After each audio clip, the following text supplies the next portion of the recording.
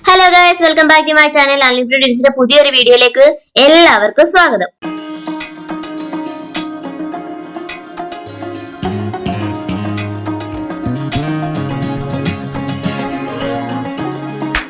അങ്ങനെ ഇന്ന് കുറച്ച് സങ്കടമായിട്ടാണ് നമ്മൾ വീഡിയോ തുടങ്ങുന്നത്. കാരണം നമ്മൾ വിരുന്നൊക്കെ പോയിട്ട് നമ്മൾ തിരിച്ചു പോവാണ്.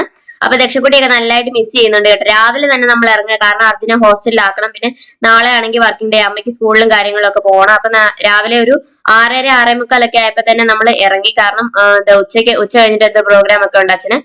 അങ്ങനെ നമ്മൾ ഇതേ പോവാണ്. അപ്പൊ ദക്ഷക്കുട്ടിക്ക് നല്ല വിഷമമായിട്ട് ഒന്നും മിണ്ടാതെ അവിടെ മൂലയിൽ ഇങ്ങനെ നിൽക്കുകയാണ്.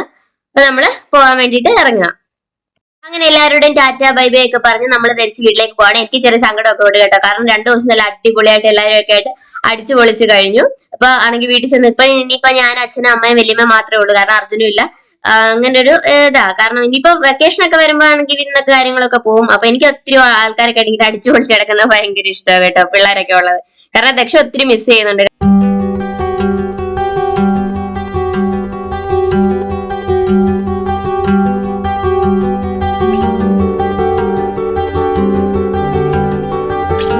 അങ്ങനെ നമ്മൾ അവിടുത്തെ ടാറ്റ ബൈ ബൈ ഒക്കെ പറഞ്ഞ് നമ്മൾ നമ്മുടെ വീട്ടിലേക്ക് തിരിച്ചു പോവുകയാണ്.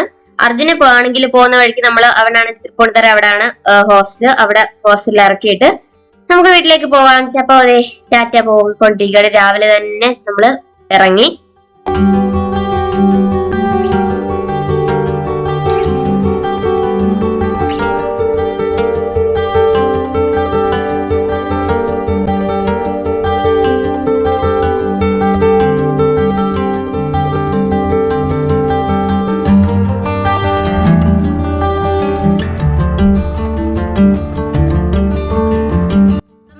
അതിരാവിലെ തന്നെ 6:45 ആയപ്പോ തന്നെ ഇറങ്ങില്ല. അപ്പൊ ഇനി ഞായറാഴ്ചയാണ്. അപ്പൊ രാവിലെ തന്നെ എഴുന്നേറ്റ് അവരെ ബുദ്ധിമുട്ടിക്കണ്ടെന്ന് കരുതി നമ്മൾ പറഞ്ഞിട്ടുണ്ടായിരുന്നു. ബ്രേക്ക്ഫാസ്റ്റും കാര്യങ്ങളൊന്നും റെഡി ആക്കണ്ടായിരുന്നു. അപ്പൊ നമ്മൾ പോകുന്ന വഴിക്ക് ഒരു ഹോട്ടലിൽ കയറി ബ്രേക്ക്ഫാസ്റ്റ് കഴിക്കാനായിട്ട് കയറി.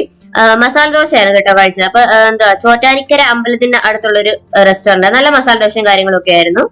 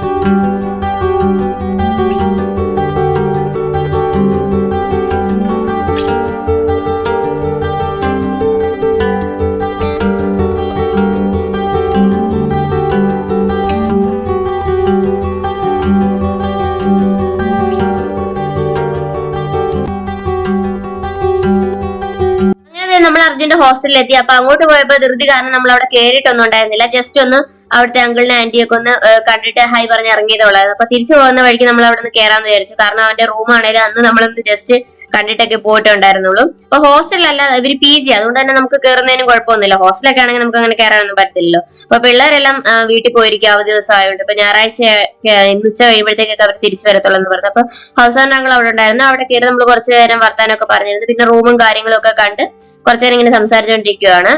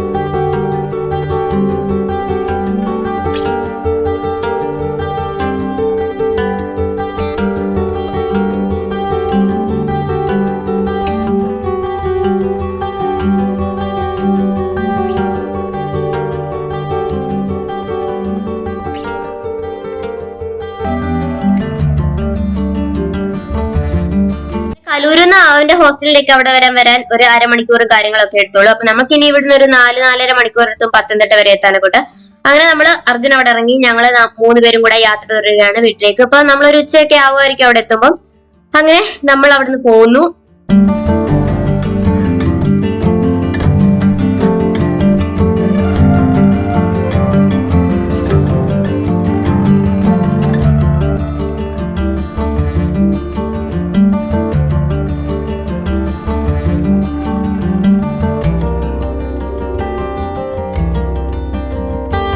അങ്ങനെ കാറ് വിടാൻ തുടങ്ങിയപ്പോഴേട്ടോ അർജുന്റെ ഫോൺ അവിടെ ഫ്രണ്ട് ഇരിക്കുന്നത് ഞാൻ ശ്രദ്ധിച്ചു. അത് പറഞ്ഞത് നന്നായി, അല്ലെങ്കിൽ പിന്നെ ഞങ്ങൾ അതുകൊണ്ട് പകുതി വഴി വരെ പോയിട്ട് തിരിച്ചു വരേണ്ടി വന്നേന്.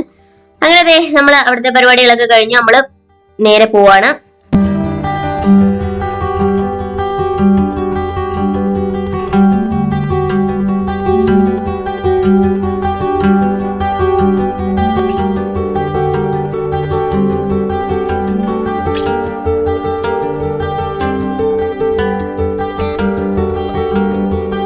വഴിയിൽ നല്ല ഫ്രഷ് പേരക്ക ഇങ്ങനെ വിൽക്കുന്നുണ്ട്. പേരക്ക വാങ്ങിക്കാൻ പോയിരുന്നു അച്ഛൻ. നമ്മുടെ ഈ അകത്ത് ചുമപ്പുള്ള കളർ പേരക്ക ഇല്ല, അതിന്റെ എന്താ ശരിക്കുള്ള പേര് എനിക്ക് അറിഞ്ഞൂടെ, ഈ ചുമന്ന കളർ പേരക്ക. ആ പേരക്കൊക്കെ വാങ്ങിച്ച് നമ്മൾ നേരെ വീട്ടിലോട്ട് പോവാണ്. സമയം ഇപ്പൊ ഒരു 1:15 1 മണിയൊക്കെ ആവാറായെന്ന് തോന്നുന്നു. അപ്പൊ നമ്മൾ ഇടയ്ക്ക് 1-2 ഇടത്തൊക്കെ നിർത്തിയിട്ടാണ് പോയത്. അങ്ങനെ നമ്മള് നമ്മുടെ വീടിന്റെ അടുത്തെത്തി. നമ്മുടെ എലവന്തട്ടയിലെ ഗ്രാമഭംഗികളൊക്കെയാണ് ഈ കാണുന്നത്. അപ്പൊ നമ്മുടെ വീട്ടിലോട്ട് പോയിക്കൊണ്ടിരിക്കുന്ന വഴിയും കാര്യങ്ങളൊക്കെയാണ്.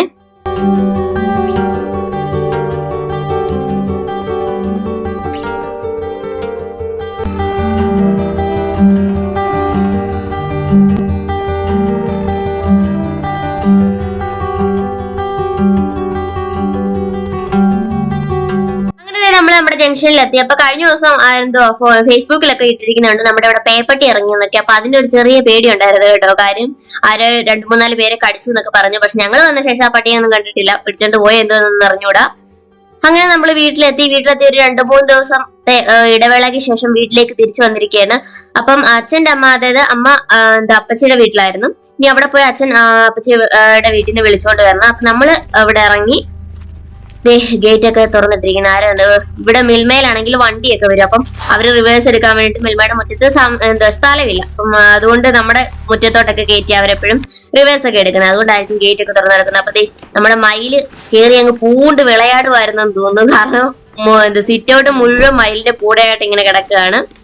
ആളില്ലായിരുന്നില്ല, അതുകൊണ്ട് പുള്ളിക്കാരനെ ഇവിടെ കയറി താമസമായിരുന്നു തോന്നുന്നു. അങ്ങനെ നമ്മൾ അകത്തേക്ക് കയറിയപ്പോ കറണ്ട് ഇല്ലായിരുന്നല്ലോ കേട്ടോ. നമ്മുടെ മറ്റേ സംഭവം ഇല്ലേ, മെയിൻ സ്വിച്ച് പോലത്തെ, അത് ഓഫായി കിടക്കുമായിരുന്നു. കാരണം ഇടി വെട്ടുമ്പോ അത് തന്നെ ഓഫായി പോകും. അപ്പൊ അത് ഓണാക്കി അപ്പോഴത്തേക്കും വെട്ടമൊക്കെ തെളിഞ്ഞു. അപ്പൊ 1:30 ഇനിയിപ്പോ ചോറും കറിയൊന്നും ഉണ്ടാക്കാൻ സമയമില്ലാത്തതുകൊണ്ട് അച്ഛൻ ഫുഡ് എവിടെന്നെങ്കിലും വാങ്ങിച്ചുകൊണ്ട് വരാമെന്ന് പറഞ്ഞു. അപ്പൊ ഫുഡ് പോയി വാങ്ങിച്ചോണ്ട് വന്നു. ഞായറാഴ്ച ആയതുകൊണ്ട് തന്നെ ഒട്ടുമിക്ക ഹോട്ടലുകളൊന്നും ഇല്ലായിരുന്നു. അതുകൊണ്ട് നല്ല അടിപൊളി ചാത്തൻ ഫുഡായിരുന്നു കിട്ടിയത്. ഒരു ഒരലമ്പ് സാമ്പാറും പിന്നെ എന്തൊക്കെയോ ഒരു കറി, മീനൊക്കെ ആണെങ്കിൽ ഒരു ഉപ്പും എരിയൊന്നും ഇല്ലാത്തൊരു ഇതായിരുന്നു. പിന്നെ അഡ്ജസ്റ്റ് ചെയ്തു. പിന്നെ ഒരു അച്ചാർ ഉണ്ടായിരുന്നു, അച്ചാർ മാത്രം പൊളിയായിരുന്നു കേട്ടോ.